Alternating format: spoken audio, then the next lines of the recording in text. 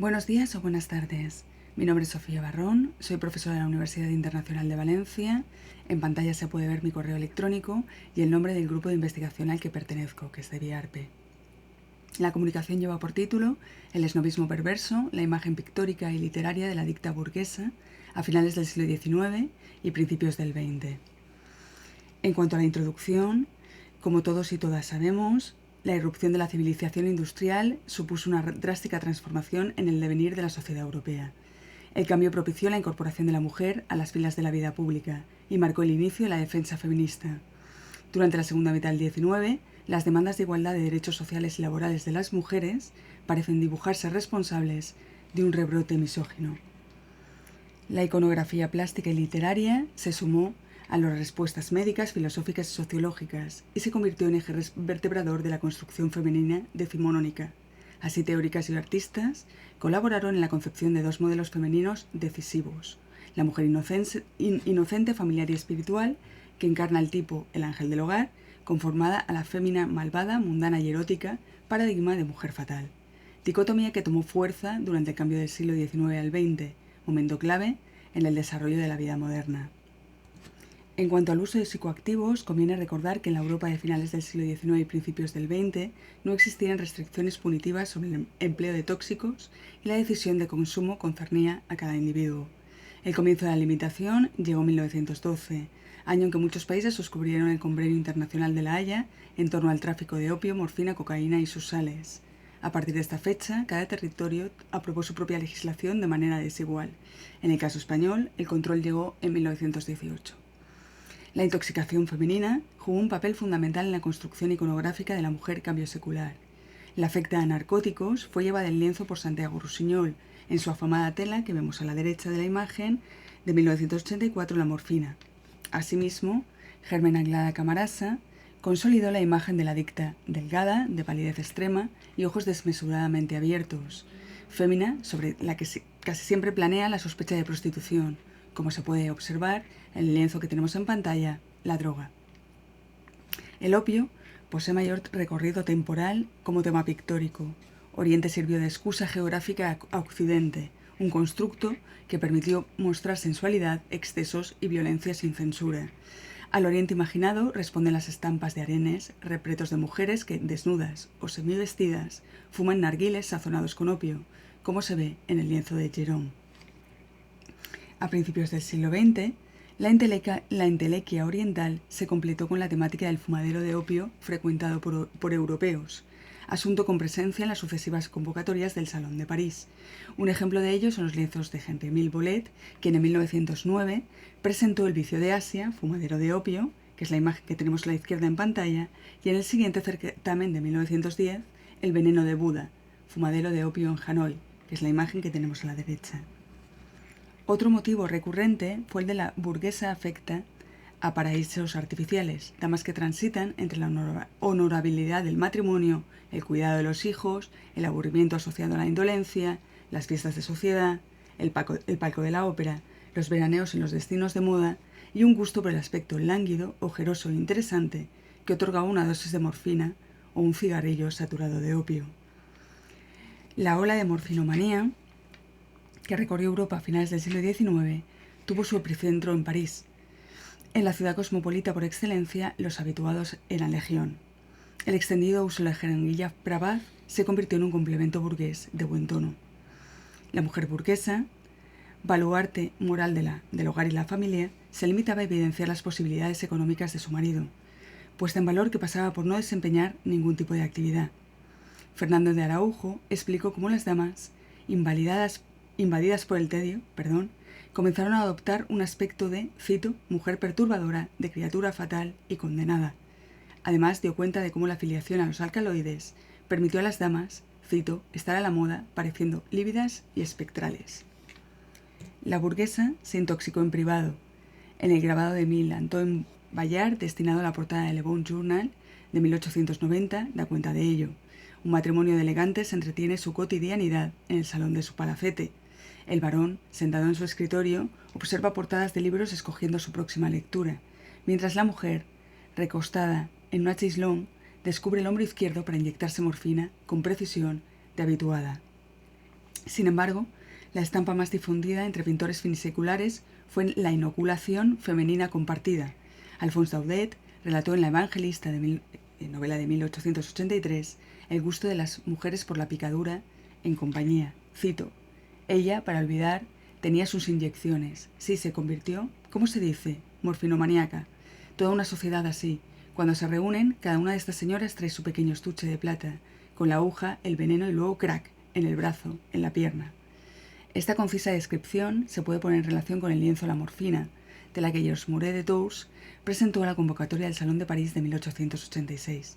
Delante de la cortina, una dama permanece de pie, mientras se introduce la aguja en el brazo. A su lado, la compañera yace semi-inconsciente, arrellanada sobre un diván.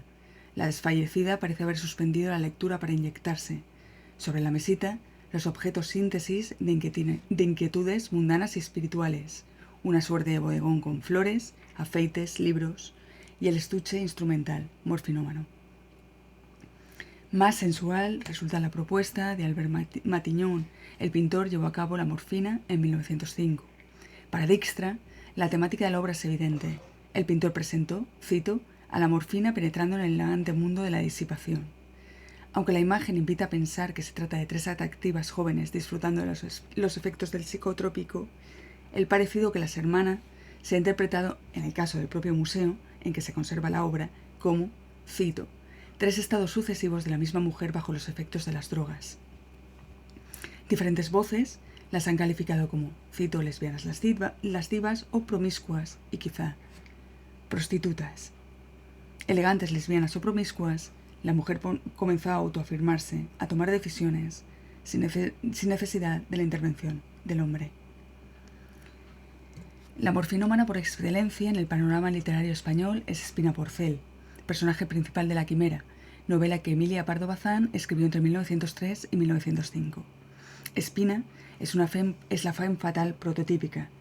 Pertenece a la alta sociedad, es elegante, culta y sobre todo moderna, afectada y perversa. El pintor Silvio Lago, recién llegado a Madrid desde su Galicia natal, pronto se embelesa de su porte y sus ademanes. Lago procura ejercer de elemento distractor.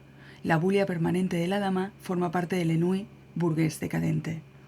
La protagonista no tarda en mostrar desprecio hacia el arte del pintor. De alguna forma, la morfinomanía de Espina funciona como explicación a sus constantes provocaciones. Al descubrir Silvio el secreto que celosamente guarda la cosmopolita, las inyecciones se convierten en paradigma del siglo que termina y de la era que da comienzo. Cito: se descubría el enigma de aquel alma al ver sin velo su prisión de carne, la insaciabilidad, el tedio, tal vez el ensueño nunca realizado, la enfermedad de toda una generación, el lento suicidio, en la aspiración a momentos que hagan olvidar la vida y que solo proporciona la droga de muerte. La atractiva snob oculta su vicio inyectable, pero consume cigarrillos musulmanes con sus amistades. Cito: se tendía en el diván a fumar sus cigarrillos saturados de opio, que la calmaban y la sumían en adormilado bienestar. También las elegantes y perversas heroínas de las novelas de Vicente Blasco Ibáñez comparten el gusto oriental opiómano. Doña Sol, la bella protagonista de Sangre y Arena, la seductora y refinada Lucha, de La voluntad de vivir, o Freya, la espía al servicio de Alemania en Mare Nostrum, acompañan el buen tono de sus conversaciones con una pizca de opio. Alicia, la duquesa protagonista de Los enemigos de la mujer, es afecta a la pipa. En su invitación a sus conquistas a disfrutar en el fumadero instalado en su domicilio, Alicia se perfila como un trasunto de la tentadora Eva. La excusa de la pipa para mostrar todo tipo de perversiones asociadas a Oriente, mito exótico, funcionó no solo en la literatura, también en los certámenes pictóricos más relevantes. Es el caso de Luis Ricardo Falero. Entre su producción se encuentra el óleo de 1879, La fumadora de opio. Aunque la desnudez íntegra de la opiómana y la ausencia de escenario no permite distinguir si se trata de una asidua a los fumadores portuarios o una elegante con habitación para fumar entre las estancias de su hogar burgués, la connotación sexual del ensueño opiáceo es evidente. En la visión, dos hombres se disputan sus favores. A pesar de las diferentes lecturas aportadas, desde los estudios culturales y de género, la imagen de la mujer conformada durante los siglos XIX y XX continuó presente a lo largo del siglo XX y pervive en el acervo cultural del XXI. En 1983, Antonio Betancourt dirigió la película 1919, Crónica del Alba, adaptación de las memorias noveladas del escritor Ramón J. Sender, publicadas en 1942. El film narra las vicisitudes de un adolescente, José Garcés, en el complicado ambiente político y social en la España de la segunda década del siglo XX. Mancebo de botica, entre los variopintos personajes que transitan por la farmacia, se encuentra la cocainómana. Cito: con el pelo amarillo, los párpados pintados, un perrito pequinés en el brazo y cierto aire sonambúlico. A pesar de la escueta descripción, el semblante y la actitud de la habituada cinematográfica, interpretada, como vemos a la derecha, por Aurora Pastor, resulta un remedo de lienzos con protagonistas elegantes y espectrales, como la morfinómana de 1902, de Anclada Camarasa.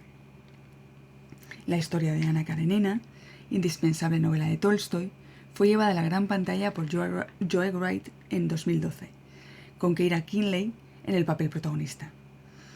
El director terminó por poner en relación la adicción a la morfina que desarrolla la elegante con su comportamiento cada vez más errático. Karenina descubre el alto precio social que va a pagar por abandonar su matrimonio y vivir su amor por Bronsky. Ana, vetada por su círculo, desarrolla un grave insomnio. La incapacidad para conciliar el sueño de la protagonista da pie a una presentación del narcótico cercana a la estética del spot publicitario, como podemos ver en la imagen que tenemos en pantalla. La imagen de la adicta a cambio secular, lánguida, pálida y cruel, acompañada de las constantes lecturas sexuales indolentes y morbosas, atraen al consumidor de imágenes del siglo XXI. Las redes sociales han renovado el gusto por los tableau vivants, que, como sabemos, es una práctica popularizada en el cambio del siglo XIX al XX y que en la actualidad inunda blogs y redes sociales. Uno de los lienzos más reproducidos, de hecho, es la morfina de Santiago Rusiñol, que hemos visto al principio de la exposición. De hecho, de 2009 data la recreación realizada por Octavio Alzola y alojada en Flirc, que es la que tenemos en pantalla. La historiadora del arte, Louise Bell, influencer francesa conocida como Miss Pandora, llevó a cabo en octubre de 2012 un trabajo fotográfico en torno a la obra, que también hemos visto, La morfina de Albert Matignon. Como vemos, estos ejemplos dan cuenta de la continuidad en el siglo XXI, no solo de la iconografía drogada de principios del 900, también de las lecturas sobre sofisticación, sensualidad y perversión propias del entresiglos XIX y XX. Como conclusiones, por lo tanto, podemos sintetizar que durante el entresiglos XIX y XX hubo un intento femenino de ruptura con las convicciones morales impuestas, la manifestación de rebeldía ante el control económico y social masculino, el combate contra el aburrimiento, la frustración doméstica o sencillamente la búsqueda de placer, fueron reacciones interpretadas por pintores y literatos como un destello de frívola indulgencia, un gusto por el goce efímero que otorgan las modas e incluso una terrible respuesta de satisfacción sexual femenina en solitario o en compañía de otras mujeres. A pesar de la intencionalidad, los lienzos muestran a mujeres que toman decisiones prescindiendo de los hombres, conscientes de una nueva necesidad corporal y mental. Sin embargo, la construcción de la mujer gestada durante los tres siglos XIX y XX se mantiene presente en el siglo XXI. La potencia y el atractivo de las imágenes cambioseculares favorece su constante revisitación de diferentes formatos plásticos, una pervivencia que continúa afirmando la identidad heredada. Ya hasta aquí. Muchísimas gracias por su atención. Espero que les haya gustado. Un abrazo para todos y todas.